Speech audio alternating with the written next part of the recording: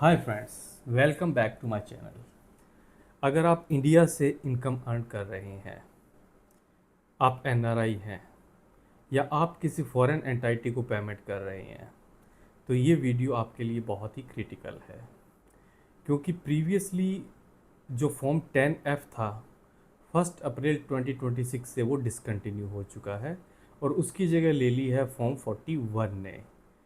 तो अगर आप चाहते हैं कि आपकी टीडीएस की रेट 10% ही रहे, अदरवाइज वो टैक्स रेट जो विदहोल्डिंग टैक्स की रेट है वो 40% तक भी जा सकती है। तो अगर आप चाहते हैं कि आपकी टैक्स रेट जो टीडीएस की है वो 10% तक ही रहे, तो आपको फॉर्म 41 फाइल करना पड़ेगा।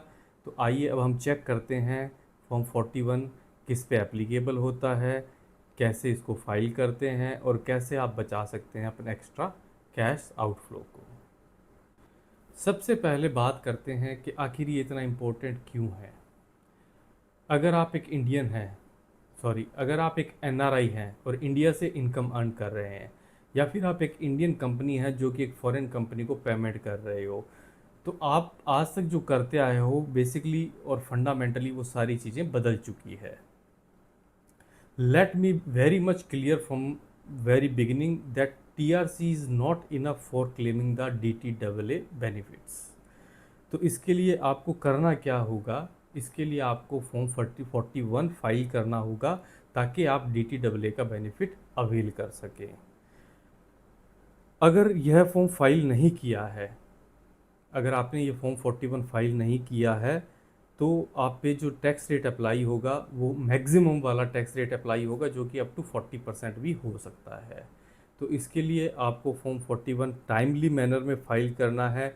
अगर आप पहले किसी पार्टी को पेमेंट कर देते हैं और बाद में फॉर्म 41 फाइल करते हैं, तो रेट्रोस्पेक्टिवली आपको इसका बेनिफिट नहीं मिलेगा। I am telling you again that retrospectively आपको इसका बेनिफिट नहीं मिलेगा।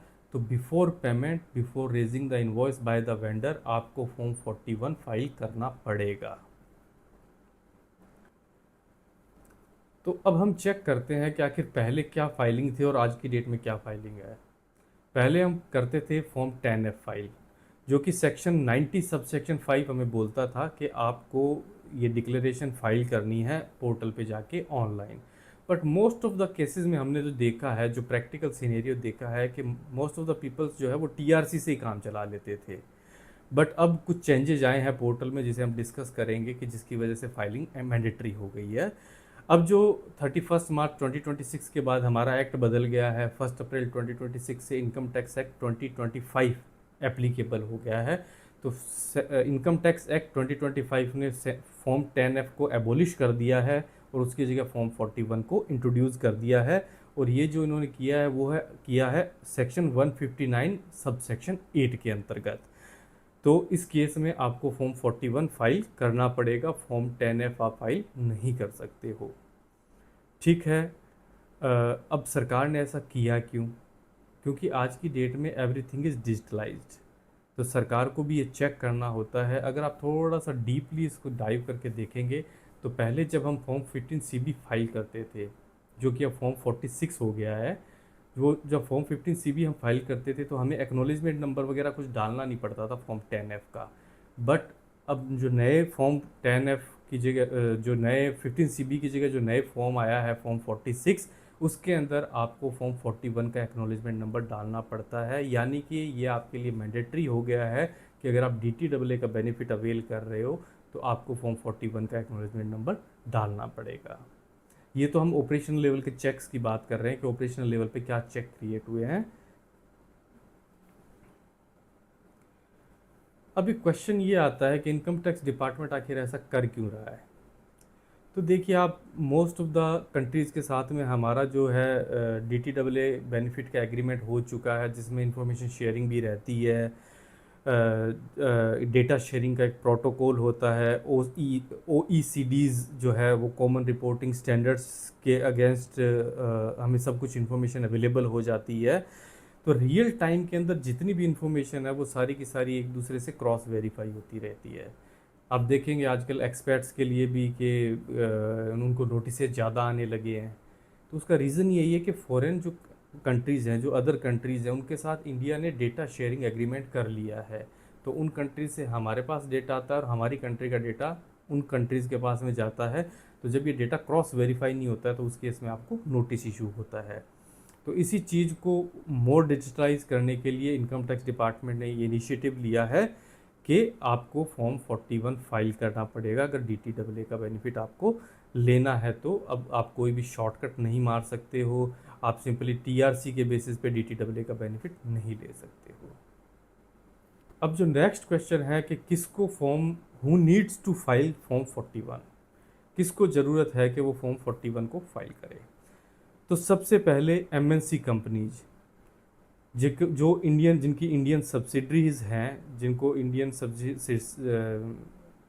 First of all multinational companies जिनकी इंडिया में सब्सिडरीज हैं, जो कि प्रोफेशनल फीस देती हैं, टेक्निकल सपोर्ट प्रोवाइड कराती है या रॉयल्टी लेती है, उन सब कंपनीज को ये फॉर्म 41 फाइल करना होगा। दूसरा, फॉरेन कंसल्टेंट जो कि इंडिया के लिए काम करते हैं, जो इंडियन एंटाइटीज़ को सर्व करते हैं, उनको भी फॉर्म 41 फाइल करना पड़ेगा।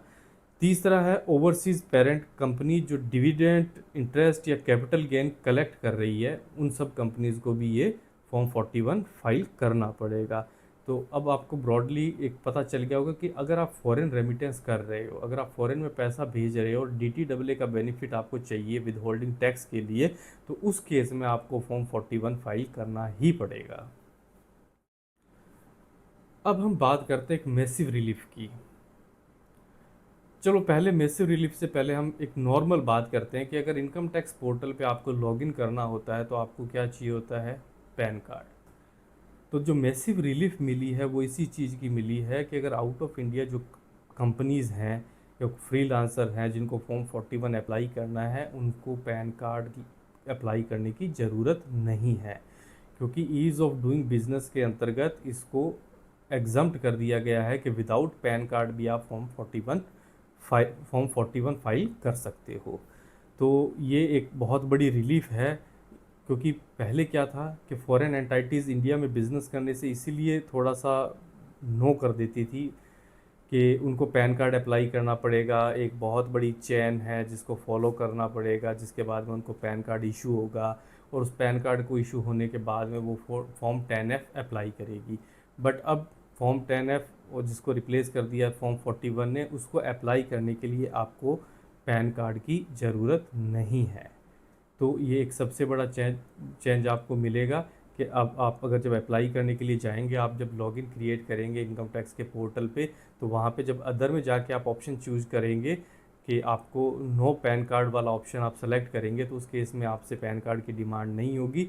आप अपनी नॉर्मल इन्फॉर्मेशन फिल करके TRC और टिन नंबर TRC और टिन नंबर डाल के आप सिंपली अपना लॉगिन क्रिएट कर सकते हो। तो ये है सबसे बड़ा चेंज। तो अब देखते हैं कि चलिए अब चेक करते हैं कि एक्चुअल में इसे फाइल करना कैसे होता है। तो इसका स्टेप बाय स्टेप मैं आपको ब्रीफ करता हूँ इस चीज़ को लेके। सबसे पहले आप इनकम टैक्स के पोर्टल पे जाएंगे, वहाँ पे आप लॉगिन क्रिएट करेंगे विदाउट पैन कार्ड वाला। इस लॉगिन को क्रिएट करने के लिए आपको चाहिए टिन नंबर, एंटाइटी की डिटेल जिसके लिए आप ये क्रिएट कर रहे हो, की पर्सन की डिटेल जो कि हैंडल कर रहा है उस फॉर्म 41 को, या जो की पर्सन है जो कि रेस्पॉन्सिबल है इस फॉर्म को फाइल करने के लिए। तो ये सारी इन्फॉर्मेशन रिक्वायर्ड होती है at the time of creating your login without pan card. तो जब आप इसको कर लेते हो, लॉगिन आप अपना क्रिएट कर लेते हो, तो फिर आप अप्लाई करने के लिए जाते हो फॉर्म 41 को। अब आप समझ गए होंगे कि प्रीवियस ईयर और फाइनेंशियल ईयर का जो कंसेप्ट था, जो कि 25-26 फाइनेंशियल ईयर तक ही एप्लीकेबल था, 26-27 से फाइनेंशियल ईयर और प्रीवियस ईयर का असेसमेंट ईयर और प्रीवियस ईयर का कंसेप्ट हट गया है। अब बात हो रही है टैक्स ईयर की। तो लेट सपोज आप फाइल कर रहे हो 26-27 के लिए, तो वी आर सिंपली से आप सेलेक्ट करोगे tax year 26-27 for filing form 41 for availing the benefit of DTAA। अब इसके लिए क्या है कि सबसे पहले आप उसके पार्ट ए को फिल कर लोगे एप्लीकेशन के, और जिसके अंदर बेसिक डिटेल्स होती है आपकी कि टिन नंबर क्या है, TRC आपको मिली है कि नहीं मिली है। और पार्ट बी के अंदर आप रेजिडेंशियल इन्फो फिल कर देते हो, और उसके बाद में आप अपलोड TRC करके उस फॉर्म को E-वेरीफाई कर देते हो। बट हाँ, इसके अंदर एक सबसे क्रिटिकल पॉइंट जो मैं पहले भी बताया, मैं अगेन रीआइट्रेट करता हूँ उस चीज़ को कि form 41 must be filed before making very first payment. अगर आप चाहते हो कि आपको DTAA का बेनिफिट मिले तो पेमेंट इनिशिएट करने से पहले आपको फॉर्म 41 फाइल करना पड़ेगा। अगर आप चाहते हो कि सॉरी इस अगर आप इसको लेट फाइल करते हो तो रेट्रोस्पेक्टिवली आपको इसका बेनिफिट नहीं मिलेगा। अब हम बात करते हैं कि compliance risk, what happens if you slip. Slip मतलब आप भूल गए।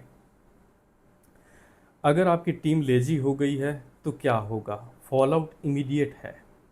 रिस्क वन, अगर फॉर्म 41 की डिटेल्स फॉर्म 15C और 15CB के डेटा से मैच नहीं करती है तो जो इंडियन डिटेक्टर फाइल करता है तो पहले ऑटोमेटिक डिस्क्रिपेंसी का नोटिस ट्रिगर हो जाएगा उसको। मतलब अब नोटिस के लिए ज़रूरी नहीं है कि ऑफिसर चेक करेगा उसके बाद वो नोटिस इशू करेगा, नहीं। जहाँ आज, क्योंकि आजकल most of the things are AI enabled, तो अगर उसको ऑटोमेटिक डिस्क्रिपेंसी मिलती है तो वो ऑटोमेटिकली आप पे एक नोटिस ट्रिगर कर देगा। Risk number two, section 2011A। Section 2011A के अंडर आपको शॉर्ट डिडक्शन का नोटिस मिल सकता है, क्योंकि आपने अगर फॉर्म 41 लेट फाइल किया है या फाइल नहीं किया है तो आपको DTAA का बेनिफिट नहीं मिलेगा। इसका मतलब आपको हायर रेट पे TDS काटना था, बट आपने DTAA वाली रेट पे TDS काट दिया है तो आपको शॉर्ट डिडक्शन का नोटिस आ सकता है। Risk number three, aggressive scrutiny assessment के दरवाजे खुलते हैं। देखिए, जब डिपार्टमेंट का एक बार आपके पास नोटिस आ जाता है तो वो सिर्फ एक लेयर पे नहीं रुकता है, वो मल्टी लेयर्स पे चलता है हमेशा। तो मल्टी लेयर लिटिगेशन होने के चांसेस बहुत हाई हैं। आपको ITAT जाना पड़ सकता है, आपको हाई कोर्ट तक जाना पड़ सकता है, और इन सब के पीछे एक जो मेजर चीज़ इन्वॉल्व है वो है कोस्ट। तो अदर देन एफर्ट्स आपकी कोस्ट भी इसके अंदर इन्वॉल्व रहेगी। तो these are the three risk जिनसे अगर आपको बचना है तो टाइमली मैनर में आपको फॉर्म 41 फाइल कर लेना है ताकि आप बेकार की मुश्किलों से बचे रहें। So let us wrap up with my golden rules. Compliance today is your best insurance against litigation tomorrow.